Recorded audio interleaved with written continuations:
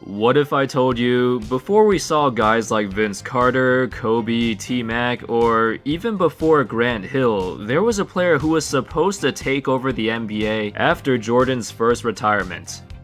This shooting guard made the All-NBA first team in just his second year in the league.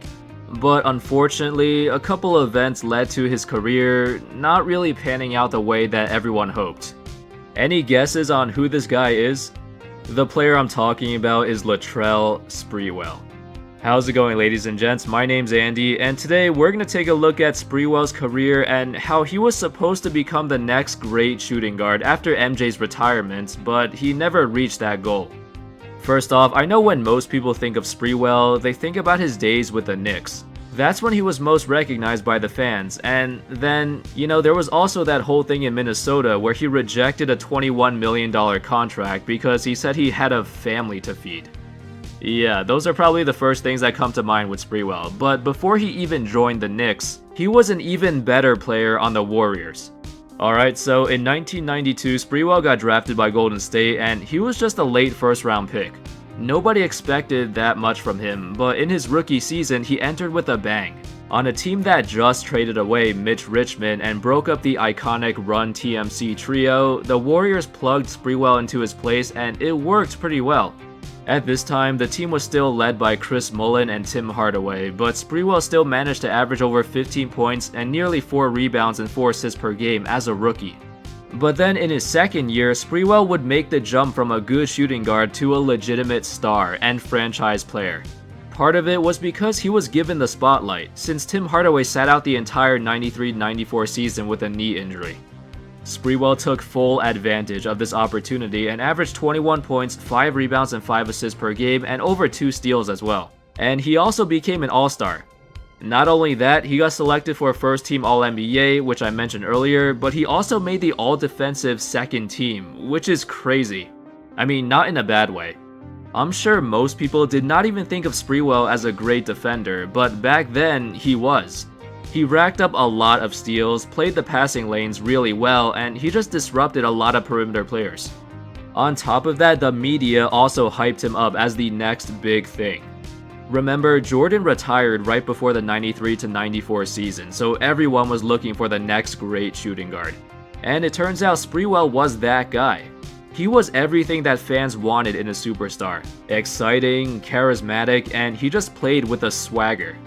In addition to his individual success, Sprewell led them to 50 wins in the regular season. They would get swept in the first round of the playoffs, unfortunately, but the future was looking bright for Sprewell and the team.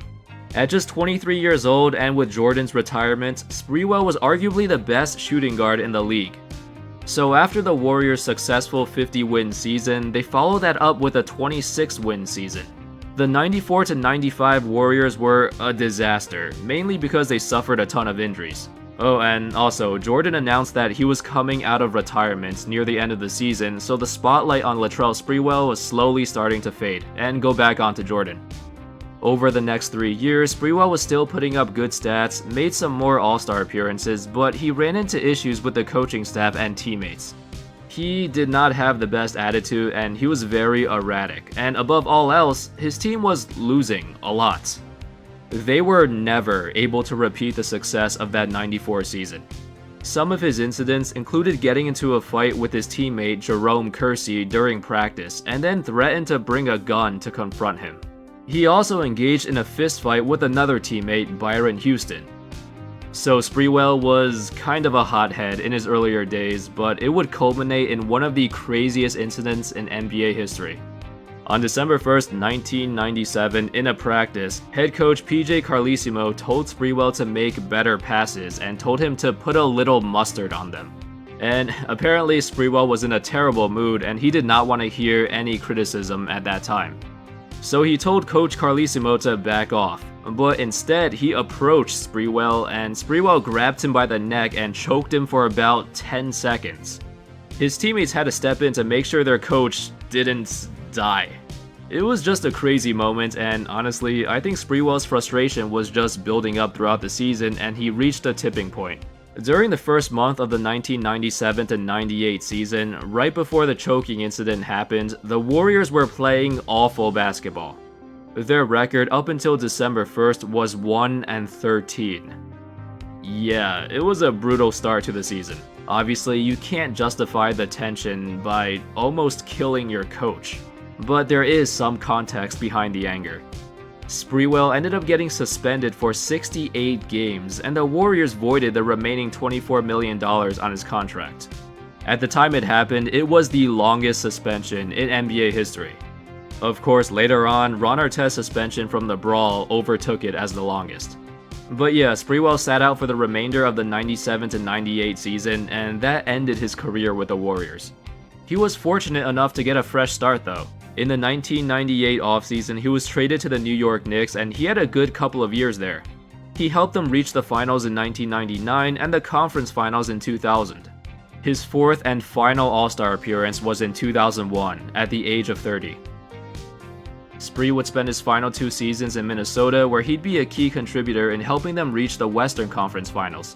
He retired at the end of the 2005 season after he rejected a 3-year, $21 million contract. You know, Sprewell probably could have played a bit longer, but he just felt like he deserved more money than what he was actually worth at that point. He tried out for several teams, but never signed a contract with any of them, so that was it for his NBA career. And that pretty much sums up the story of Latrell Sprewell. After his incredible sophomore season in the NBA, where he made the first-team All-NBA and second-team All-Defense, he never reached that level that everyone hyped him up to be. During a time when Jordan first retired, Sprewell was the next guy in line, and he was talked about by everyone around the league, around the media. The hype was ridiculous. And then later on, he would get overshadowed by Kobe and some other better guards, especially during the early 2000s. But yeah, it just never worked out for him, unfortunately, and he had a hard time controlling his emotions when he was younger. It was a combination of things that caused his popularity to die down, but the choking incident was definitely the biggest thing. For a late first-round pick though, I think Sprewell had a great career. Alright, so what do you guys think of Sprewell? Thanks for watching, and as always, I'll see you next time. Peace.